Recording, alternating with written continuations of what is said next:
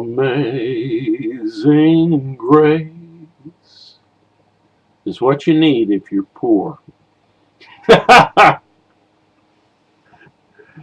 Yeah, that's a fact. Now, it's very important. You've come to this site, optimisticintelligence.com, and I hope your hopes are high because there is a way to help yourself to find that optimism that this world seems sometimes bound and determined to beat down. Now, I'm not talking about just any kind of optimism.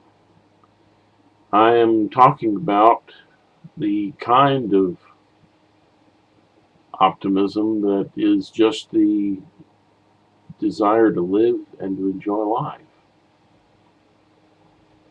Not talking about anything over the top or somebody that's going,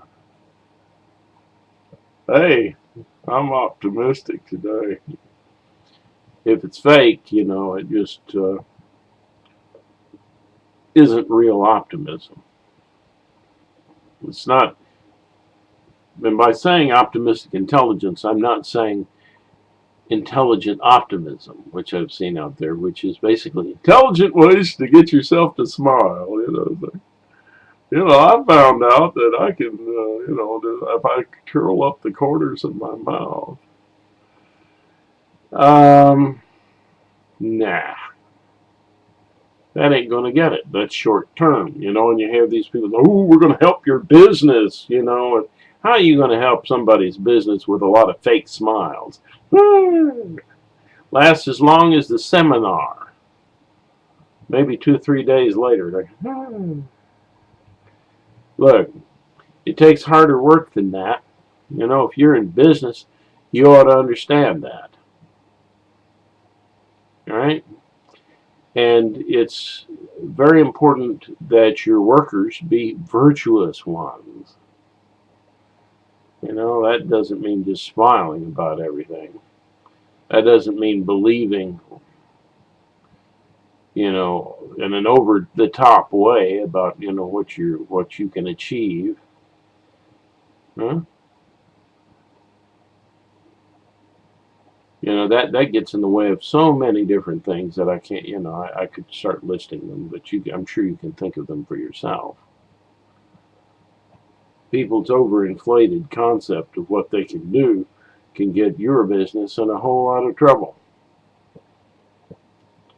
So, I guess I'm talking to business people right now.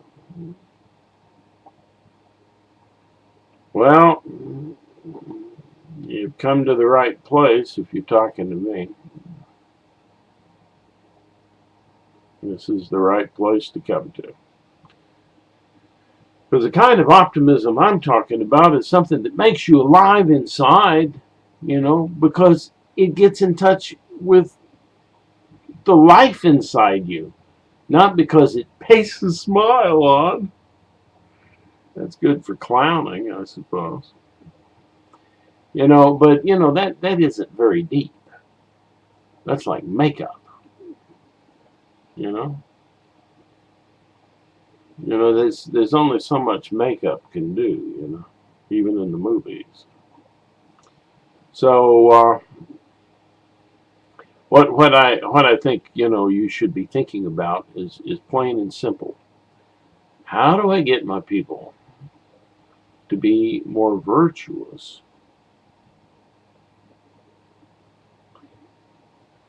In a way that helps with their objectivity, their empathy for their coworkers, and for those who are wanting to buy from you.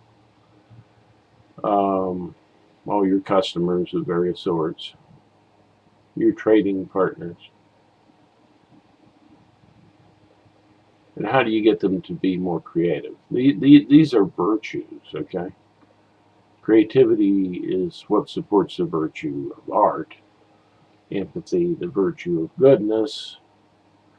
and objectivity, the virtue of truth. Now, all these things are very important to a business, okay?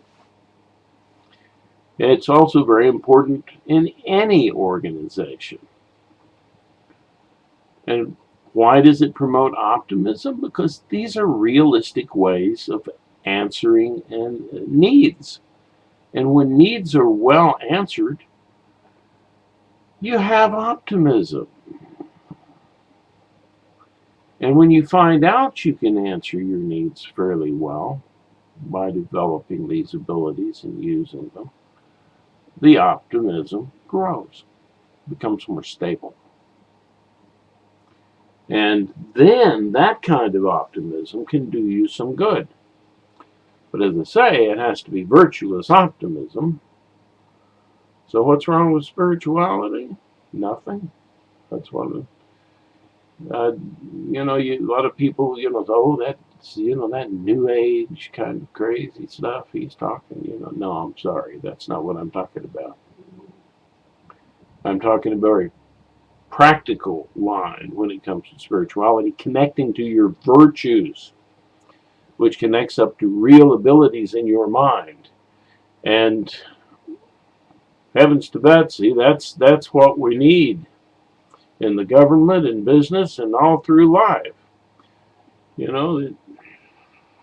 These are the things that helped our species to survive. They're there possibly because of that. They are virtues that unite us together and help us to achieve great things. It isn't placing a smile on your face. Hello? How many of you as business people have paid an awful lot of money for people to come out and give a seminar that makes everybody smile that day? Maybe the guy's very charismatic and everybody's, oh. And how long did it last? Well, 2-3 days. And did it increase productivity?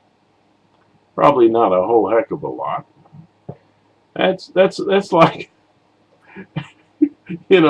everybody's out of shape.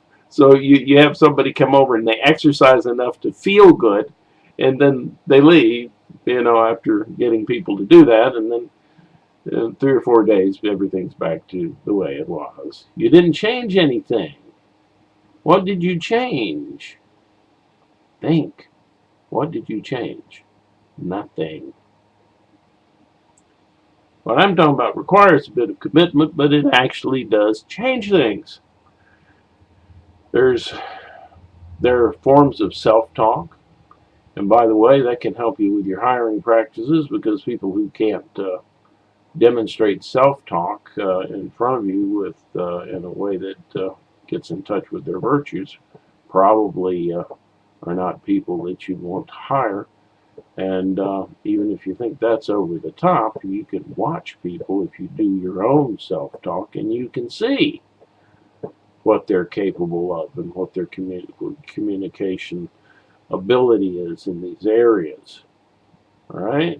Without an expensive psychological test. So you can trust your instincts as long as you have your feelings, what motivates you, in touch with your virtues. That's another point.